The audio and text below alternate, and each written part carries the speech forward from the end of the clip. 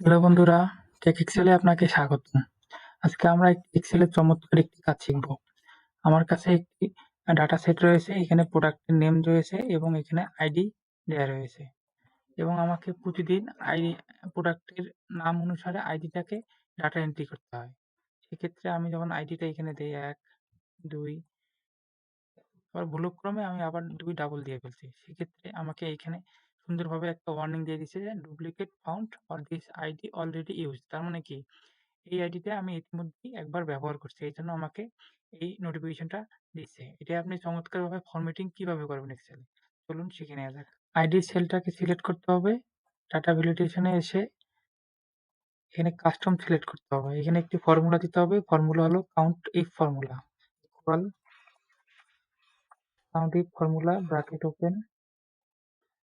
এখানে আমাদের ID সেলটাকে select করতে হবে।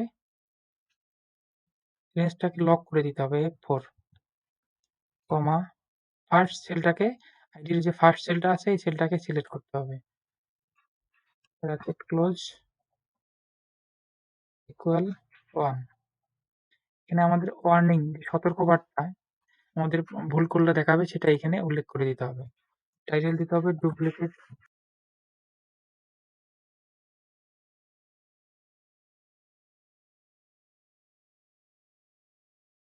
ওকে।